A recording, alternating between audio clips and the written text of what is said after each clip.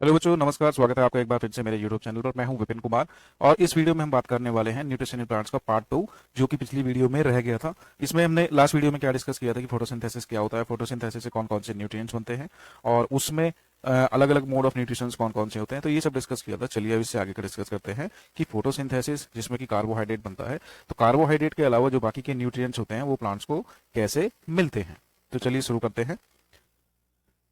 तो यहाँ पे आप देख सकते हैं synthesis of plant food other than carbohydrate. Okay, तो अभी अभी हमने सीखा कि जो कार्बोहाइड्रेट है वो फोटोसिंथेसिस के प्रोसेस से प्लांट्स को मिल जाता है।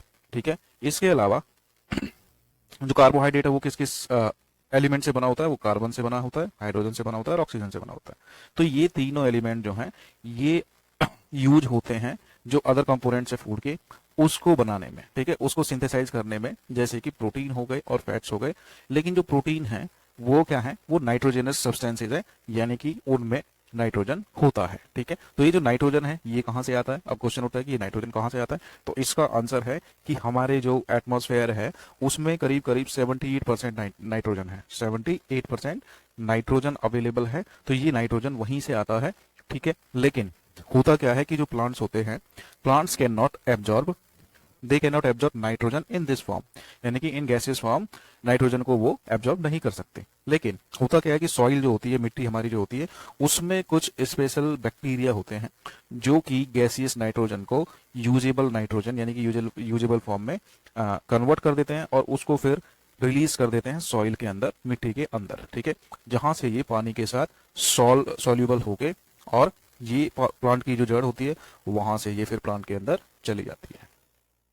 यही रीजन है कि आपने देखा होगा जो लोग गांव में रहते हैं जिनके पास खेती की जमीन होती है, तो वहां पे जो किसान होते हैं उनकी फैमिली में वो क्या करते हैं, वो मिट्टी में ऐसे फर्टिलाइजर्स को मिक्स करते हैं जो कि नाइट्रोजन रिच होते हैं। जैसे कि यूरिया हो गया, तो यूरिया को जो है फसल जो होती है हमारी, फॉर एग्जांपल अगर हम गेहूं की फसल की बात करें, तो उसको जो प्रॉपर ग्रोथ मिलनी चाहिए उसके लिए हम टाइम टू टाइम उसमें यूरिया डालते हैं। ठीक है, ठीक पानी देने से पहले। तो इस तरीके से क्या होता है कि यूरिया जो है वो पानी के साथ घुल के और प्लांट्स के अंदर पहुंच जाता है और उसके बाद विटामिन और प्रोटीन जो है वहां से बन जाते हैं, जो कि प्लांट्स की ग्रोथ के लिए रिस्पॉन्सिबल होते हैं।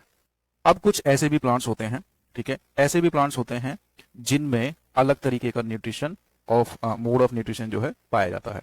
तो ये कौन से प्लांट होते हैं, तो नेचर में कुछ ऐसे प्लांट होते हैं जिनमें क्लोरोफिल नहीं होता है, यानी कि वो फोटोसिंथेसिस नहीं कर सकते, यानी कि वो अपना खाना नहीं बना सकते। तो फिर क्वेश्चन उठता है कि how do they survive and from where do they derive nutrition, यानी कि वो जिंदा कैसे रहते हैं और वो अपना जो न्यूट्रिशन है वो कहाँ से लेते हैं। ठीक है, तो जैसे ह्यूमंस हैं, एनिमल्स हैं, वैसे ही कुछ प्लांट्स भी होते हैं जो कि फूड के लिए बाकी प्लांट्स पे डिपेंड करते हैं।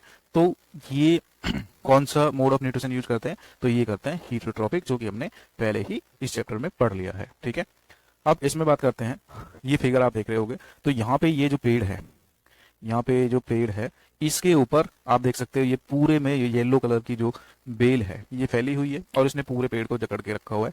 तो इसको क्या बोलते हैं, इसको बोलते हैं कसकटा। ठीक है, यानी कि हिंदी में इसको अमर बेल बोलते हैं और ये इस पेड़ के ऊपर ही अपना डेरा जमा के और परमानेंटली यहीं पे सेटल हो जाता है और उसके बाद पूरा का पूरा न्यूट्रिशन ये जो पेड़ बनाता है उसी न्यूट्रिशन को ये बेल भी लेती है और ये कभी भी खत्म नहीं होती है जब तक कि इसको निकाला ना जाए। तो इसमें क्या होता है कि ये जो अमर बेल है इसके अंदर क्लोरोफिल नहीं होता है, तो ये अपना खाना खुद से नहीं बना पाती है, इसलिए ये ऐसे पेड़ों को ढूंढती रहती है जहाँ पे ये अपने आराम से रह सके और वहां पे उन प्लांट्स का जो न्यूट्रिशन है उसी को यूज करके अपना खाना पूरा कर ले। ठीक है, तो इस केस में होता क्या है कि जो प्लांट्स जिनके अंदर जिनके ऊपर ये बेल जो है चढ़ जाती है, यानी कि the plants on which it climbs is called the host, यानी कि ऐसे पेड़ों को हम होस्ट बोलते हैं।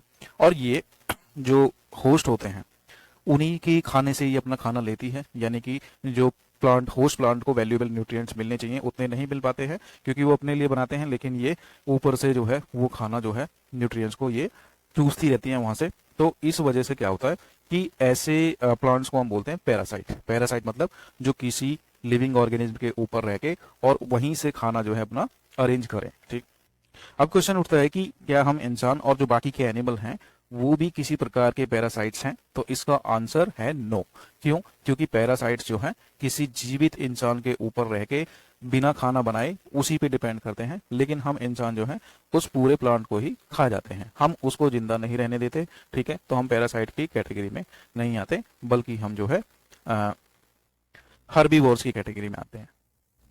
अब यहाँ पे पहेली जो है वो जानना चाहती है कि जो मच्छर होते हैं, जो बेड बग्स होते हैं, जो लाइस होती है यानी कि जू होती है, और जो लीचीज होती है जो कि हमारा खून चूसते रहते हैं, क्या वो भी पैरासाइट्स हैं? तो इसका आंसर है यस, वो सभी के सभी पैरासाइट्स हैं।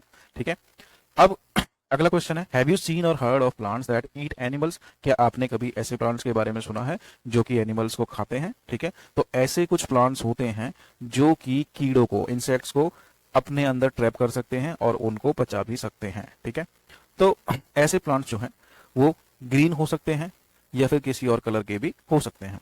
जैसा आप देख सकते हो यहाँ पे, ये जो है साइड में आपको फिगर 1.6 जो है यहाँ पे पिक्चर प्लांट की ये फिगर होगी, तो यहाँ पे देखोगे कि इसमें जो है इसकी पत्तियों से ये पिक्चर टाइप के यानी कि जग की शेप में कुछ बॉक्सेस मतलब बैग टाइप के बने हुए हैं, तो यही है, इसको पिक्चर शेप की होने की वजह से इसका नाम पिक्चर प्लांट पड़ता है। ठीक है, तो यहाँ पे इसके अंदर ये इंसेक्ट्स को ट्रैप कर लेता है और ये जो लिड है, ये ढक्कन यहाँ से बंद हो जाता है। बंद होने के बाद वो जो इंसेक्ट है वो अंदर ही फंसा रह जाता है और बाद में उसको ये प्लांट डाइजेस्ट कर लेता है। तो ऐसे प्लांट्स को हम क्या बोलेंगे? ऐसे प्लांट्स को हम बोलेंगे इंसेक्टिवोरस प्लांट्स, यानी कि ये कीड़ों को खा के अपना खाना बनाते हैं, अपने न्यूट्रिएंट्स की पूर्ति करते हैं, फुलफिलमेंट करते हैं, तो इनको इंसेक्टिवोरस प्लांट्स हम बोलते हैं। ठीक है, तो इसमें होता क्या है कि इसके अंदर जब एक कोई कीड़ा जाता है तो इसमें बहुत बारीक बारीक बाल जैसी स्ट्रक्चर होती है जो कि उस कीड़े को बाहर आने से रोक देती है, यानी कि उसको वहीं पे ट्रैप कर देती है, और उसके बाद ये लिड बंद हो जाती है और वो कीड़ा अंदर ही मर जाता है और उसके बाद ये प्लांट उसको डाइजेस्ट कर लेता है।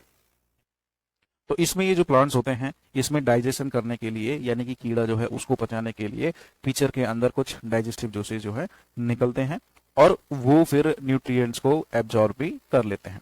तो ऐसे इंसेक्ट ईटिंग प्लांट्स को क्या बोला जाएगा? Insectivorous plants.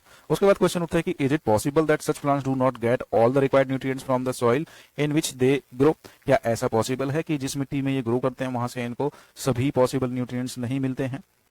अब यहाँ पे जो बूझो है वो कंफ्यूज हो गया और वो सोच रहा है कि जो पिचर प्लांट जो है वो ग्रीन है, इसका मतलब उसके पास क्लोरोफिल है, तो वो फोटोसिंथेसिस भी करता है। तो फोटोसिंथेसिस जब वो करता है तो उसको कीड़ा खाने की जरूरत क्यों पड़ जाती है? इस क्वेश्चन को आप अपने दोस्तों के साथ जो है डिस्कस कर सकते हैं, अपने क्लास टीचर के साथ डिस्कस कर सकते हैं और उसके बाद आप कमेंट करके बता सकते हैं कि इसका सही आंसर क्या होना चाहिए।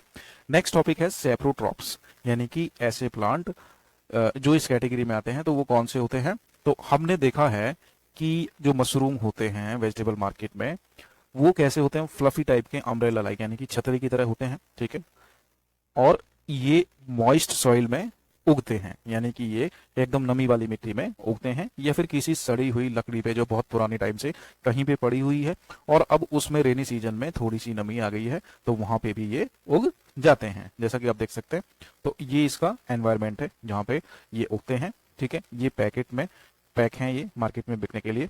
ठीक, तो अब यहाँ पे हमें ये देखना है कि what type of nutrients they need to survive and from where they get them, यानी कि कौन से ऐसे न्यूट्रिएंट्स हैं जिन्हें मतलब जिनकी इनको जरूरत पड़ती है जिंदा रहने के लिए, और इनको ये जो मशरूम हैं या फिर जितने भी सेफ्रोट्रॉप्स हैं ये कहाँ से उसको लेते हैं। तो बूझो के दिमाग में फिर से क्वेश्चन आया कि जब ये ऑर्गेनिज्म न्यूट्रिएंट्स लेते हैं तो वो कैसे लेते हैं, और क्योंकि इनके पास कोई एनिमल के जैसा मुंह भी नहीं होता है फिर भी ये न्यूट्रिएंट्स कैसे एब्जॉर्ब करते हैं? ये ना ही ग्रीन प्लांट्स की तरह है, तो इनमें जो है क्लोरोफिल भी नहीं होता है, तो ये खाना खुद से बना नहीं सकते, तो फिर ये न्यूट्रिएंट्स को लेते कैसे हैं? ठीक है, तो इसके लिए जो हमें एक्टिविटी 1.2 दे रखी है इसको समझना पड़ेगा। यानी कि यहाँ पे हम क्या करते हैं, इस एक्टिविटी में एक ब्रेड का पीस लेते हैं, उसको पानी से थोड़ा सा गीला करके और उसको छोड़ देते हैं एक मॉइस्ट और वार्म प्लेस पे, यानी कि जहाँ पे नमी हो, पानी की मात्रा हो और वो प्लेस थोड़ा सा टेम्परेचर में हाई हो, वहां पे 2-3 दिन के लिए इसको छोड़ देते हैं और उसके बाद देखते हैं कि इसके ऊपर जो है कुछ फ्लफी टाइप के पैचेस जो हैं उभर के आ गए हैं, जैसा कि आप देख सकते हैं इस इमेज में। तो ये इसका जूम्ड इन फोटो है जो कि यहाँ पे लिया गया है। तो यहाँ पे आप देख सकते हैं कि ये ग्रीन ग्रीन कलर का जो ब्रेड के ऊपर कुछ इकट्ठा हो गया है, इसी को हम फंगी बोलते हैं। ठीक है, तो इन कलर्स, इन जो ये जो पैच हैं इनका कलर कैसा है? तो इनका कलर है कुछ कुछ ग्रीन और येलो टाइप का। तो यहाँ पे जब माइक्रोस्कोप से इसको देखते हैं या फिर किसी मैग्नीफाइंग ग्लास से यहाँ पे देखते हैं तो उसके बाद हमें पता चलता है कि ये कैसा है, ये फ्लफी टाइप का पैचेज है। ठीक है, और ये कॉटन लाइक थ्रेड्स जो है यहाँ इस पे फैले हुए होते हैं ब्रेड के एक पीस पे।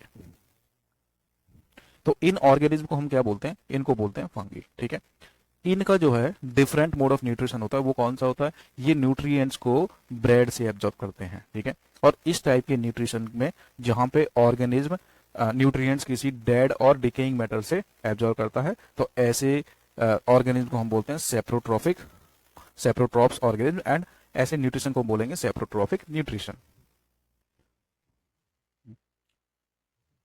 तो रेनी सीजन में जो है जब चीजें खराब हो जाती हैं तो वो क्यों हो जाती हैं? क्योंकि अगर कोई चीज ढकी हुई नहीं है, वो खुले में रखी हुई है, तो वहां पे चांसेस हैं कि वहां पे फंगस जो है ग्रो कर जाएगा। तो आप अपने माता पिता से, पेरेंट्स से पूछ सकते हैं कि जो फंगी है वो हमारे घर में कहाँ कहाँ पे आता है। फंगल स्पोर्स यानी कि इसके जो छोटे छोटे पार्टिकल्स होते हैं वो हवा में रहते हैं, और वो एक जगह से दूसरी जगह हवा के साथ चले जाते हैं, और उसके बाद जब भी वो किसी चीज पे गिरते हैं, है ना, तो किसी भी चीज पे गिरते हैं जो कि थोड़ी सी गीली हो सकती है और गर्म हो सकती है, तो वहां पे वो जर्मिनेट कर जाते हैं, यानी कि वहां पे वो जर्मिनेशन का प्रोसेस स्टार्ट करके ग्रो करना स्टार्ट कर देते हैं। तो यही रीजन है, अगर हम अपने खाने पीने की चीजों को सही से ढक के या फिर प्रोटेक्ट करके नहीं रखेंगे तो वो खराब क्यों हो जाती है। तो अब बात करते हैं कुछ ऐसे ऑर्गेनिज्म की जो अपने खाने और रहने के लिए एक दूसरे पे डिपेंड करते हैं, यानी कि वो अपना घर भी शेयर करते हैं और अपने न्यूट्रिएंट्स को भी शेयर करते हैं। तो इस टाइप की जो रिलेशन किसी दो ऑर्गेनिज्म के बीच होती है तो उसको बोलते हैं सिम्बायोसिस, है ना। एग्जाम्पल के लिए कुछ फंगी किसी प्लांट की रूट्स के अंदर रहते हैं। प्लांट क्या करते हैं, फंगी को न्यूट्रिएंट्स देते हैं, और रिटर्न में क्या मिलता है, जो फंगस होता है वो प्लांट को वाटर और बाकी के न्यूट्रिएंट्स जैसे कि नाइट्रोजन और बाकी मिनरल जो है वो प्रोवाइड कराते हैं। ठीक है, तो ऐसे ऑर्गेनिज्म, है ना, इन ऑर्गेनिज्म, ऐसे ऑर्गेनिज्म जिनको हम लिचेंस बोलते हैं, एक क्लोरोफिल से भरा हुआ, मतलब क्लोरोफिल कंटेनिंग पार्टनर होता है। एक पार्टनर जो होता है उसके पास क्लोरोफिल होती है, यानी कि वो फोटोसिंथेसिस कर सकता है, जिसको हम एल्गा बोलते हैं। ठीक है, और एक फंगस होता है जो कि साथ में रहते हैं। अब जो फंगस है वो क्या करता है, वो एल्गा को घर प्रोवाइड कराता है, पानी देता है और मिनरल्स देता है। ठीक है, और रिटर्न में उसको क्या मिलता है, उसको एल्गा जो है उसके लिए खाना प्रिपेयर करता है और उसको प्रोवाइड भी कराता है, किसको, फंगस को। तो बूझो यहाँ पे अपने दादाजी से क्या कह रहा है कि बूझो बोलता है कि एक बार उसके दादाजी ने उसको बताया था कि उनके जो गेहूं के खेत हैं वो खराब हो गए थे, किस वजह से, एक फंगस की वजह से। तो वो जानना चाहता है कि क्या फंगस जो है बीमारी भी लेके आते हैं। तो पहेली उसको बताती है कि बहुत सारे फंगस जैसे कि यीस्ट हो गया, मशरूम हो गया, यूजफुल होते हैं, लेकिन कुछ फंगस ऐसे होते हैं जिसकी वजह से प्लांट्स में बीमारियां भी आ जाती हैं। प्लांट्स हो चाहे एनिमल्स हो या फिर ह्यूमंस में भी ये चीज आ जाती है। तो ऐसे फंगी जो हैं, इसके अलावा जो कुछ फंगी ऐसे भी होते हैं जो कि दवाइयों के बनाने में काम आते हैं। नेक्स्ट टॉपिक है how nutrients are replenished in the soil, यानी कि न्यूट्रिएंट्स को वापस से सॉइल में कैसे डाला जाता है। तो आपके दिमाग में क्वेश्चन आया होगा, आपने किसानों को देखा होगा जो कि खेत में खाद या फिर फर्टिलाइजर्स डालते रहते हैं, या फिर जो गार्डनर्स होते हैं वो फर्टिलाइजर और खाद को अपने लॉन या फिर गार्डन में यूज करते हैं, पॉट्स के अंदर डालते रहते हैं। तो क्या आपको पता है कि ऐसा क्यों किया जाता है? तो हमने पढ़ा है ना। तो हमने क्या पढ़ा है कि जो प्लांट्स होते हैं वो मिनरल्स को एब्जॉर्ब करते हैं, न्यूट्रिएंट्स को एब्जॉर्ब करते हैं मिट्टी से। इसी वजह से जब न्यूट्रिएंट्स की अमाउंट जो है मिट्टी में से खर्च होती जाती है तो वो धीरे धीरे घटती रहती है। ठीक है, अब उसको मेंटेन करने के लिए जो फार्मर्स होते हैं वो फर्टिलाइजर्स और मैन्योर्स का यूज करते हैं, क्योंकि इनमें न्यूट्रिएंट्स होते हैं जैसे कि नाइट्रोजन, पोटेशियम, फॉस्फोरस एटसेट्रा। ठीक है, ये न्यूट्रिएंट्स किस लिए जरूरी होते हैं? ये जरूरी होते हैं जो मिट्टी होती है उसमें टाइम टू टाइम अगर ये मिलते रहे तो मिट्टी की जो क्वालिटी है ना, तो वो बरकरार रहती है। तो और अगर हम मिट्टी को मेंटेन नहीं रखेंगे, मिट्टी की हेल्थ को मेंटेन नहीं रखेंगे, तो हमारी जो फसल है या फिर हमारे गार्डन में जो प्लांट्स हैं वो हेल्दी नहीं रह पाएंगे। ठीक है, तो इसी वजह से अगर हम इन सब चीजों का ध्यान रखें तो हम अपने गार्डन में अपने प्लांट्स को हेल्दी रख सकते हैं, और उनकी जो भी न्यूट्रिएंट्स की रिक्वायरमेंट है उसको भी हम अच्छे से फुलफिल कर सकते हैं। ठीक है, तो जनरली होता क्या है, जो फसल होती है, ये क्रॉप प्लांट्स जो होते हैं वो बहुत सारी नाइट्रोजन को एब्जॉर्ब करते हैं। ठीक है, और इसकी वजह से जो सॉइल है, मिट्टी है, उसमें नाइट्रोजन की कमी हो जाती है। ठीक है, तो हमने देखा कि जो नाइट्रोजन है, नाइट्रोजन गैस है, वो हवा में खूब मात्रा में रहती है, यानी कि 78% वो हवा में रहती है। लेकिन होता क्या है, बेचारे प्लांट जो हैं उसको यूज नहीं कर सकते गैसेस फॉर्म में। तो जैसे कि वो कार्बन डाइऑक्साइड को आराम से यूज कर पाते हैं, वैसे वो नाइट्रोजन को यूज नहीं कर पाते हैं। तो उनको क्या चाहिए होता है, उनको नाइट्रोजन चाहिए एक सॉल्युबल फॉर्म में। सॉल्युबल फॉर्म मतलब कि नाइट्रोजन इस तरीके से किसी कंपाउंड में कन्वर्ट हो जाए कि उसको पानी में घुल के और उसकी प्लांट की जो जड़ें हैं उसको एब्जॉर्ब कर सके। ठीक है, तो इस प्रोसेस में जो बैक्टीरिया है, ठीक है, इस प्रोसेस में जो बैक्टीरिया है जिसको हम राइजोबियम बोलते हैं, वो एटमॉस्फेयर से नाइट्रोजन लेता है और उसको कन्वर्ट कर देता है यूजेबल फॉर्म में। लेकिन जो राइजोबियम है वो अपना खाना खुद से नहीं बना सकता, यानी कि राइजोबियम जो है प्लांट्स को नाइट्रोजन को एब्जॉर्ब करने में हेल्प करता है, लेकिन साथ ही साथ उसको इस काम के लिए भी कुछ चाहिए होता है। तो यही वजह है, ये जो चने की जो जड़ें होती हैं चने के प्लांट की, उसके अंदर ये रहता है, मटर के अंदर रहता है, मूंग के अंदर रहता है, बीन्स जो होती है और जो बाकी की लेग्यूम्स हैं उनके अंदर भी ये रहता है और उनको ये नाइट्रोजन देता है। तो बदले में इसको क्या मिलता है, राइजोबियम को जो प्लांट्स होते हैं वो इसको फूड देते हैं और अपने अंदर रहने की जगह भी देते हैं। यानी कि कुल मिलाकर हम कह सकते हैं कि राइजोबियम और जो प्लांट है उनके बीच एक सिम्बायोटिक रिलेशनशिप होती है। ठीक है, तो ये जो एसोसिएशन है राइजोबियम और प्लांट्स की जो रूट्स है ये काफी इंपॉर्टेंट है फार्मर्स के लिए। ठीक है, इसकी वजह से क्या होता है कि ये बैक्टीरिया अगर रहे वहां पे तो जो किसान होते हैं उनके खाद का खर्चा बच जाता है, क्योंकि कुछ फर्टिलाइजर्स ऐसे होते हैं जो सिर्फ नाइट्रोजन की कमी को पूरा करने के लिए मिट्टी में डाले जाते हैं। लेकिन अगर वहां पे राइजोबियम जो है अपना काम करता रहे तो वहां पे जो दाल वाली जो प्लांट्स होते हैं, ठीक है, वो अच्छे से ग्रो होते रहेंगे। Most of the pulses dal are obtained from the leguminous plants.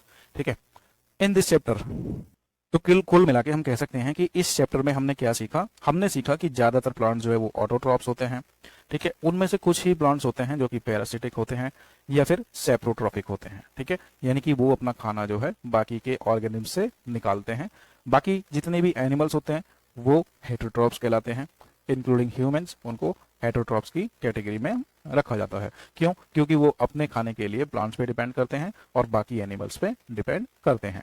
तो क्या हम कह सकते हैं कि जो इंसेक्टिवोरस प्लांट्स हैं आर द पार्शियल हेटेरोट्रॉप्स। ठीक है, तो ये क्वेश्चन है, इस क्वेश्चन पे विचार कीजिएगा और इसमें अगर आपको कोई आंसर नजर आए तो उसको आप कमेंट सेक्शन में डाल सकते हैं या फिर अपना कोई भी डाउट जो है मुझसे पूछ सकते हैं। तो अगर हम बात करें तो इस चैप्टर में जो कीवर्ड्स हैं, तो इस चैप्टर को पढ़ने के बाद आप सभी लोगों को जो है ये जितने भी कीवर्ड्स यहाँ पे दिए हैं उनका अच्छे से डिटेल पता होना चाहिए कि ऑटोट्रॉफिक क्या होता है, क्लोरोफिल क्या होता है, उसके क्या फंक्शन होते हैं, हेटेरोट्रॉप्स क्या होते हैं, होस्ट किसको बोलते हैं, इंसेक्टिवोरस प्लांट्स कौन से होते हैं, न्यूट्रिएंट्स कौन कौन से होते हैं, न्यूट्रिशन की डेफिनेशन क्या होती है, पैरासाइट किसको बोलते हैं, फोटोसिंथेसिस, सेप्रोट्रॉप्स, सेप्रोट्रॉफिक न्यूट्रिशन और स्टोमेटा, इन सभी के बारे में आपको अच्छे से पता होना चाहिए। आई होप वीडियो आपको अच्छी लगी होगी और अगर अच्छी लगी है तो इस चैनल को सब्सक्राइब कर सकते हैं और वीडियो को अपने दोस्तों के साथ शेयर भी कर सकते हैं।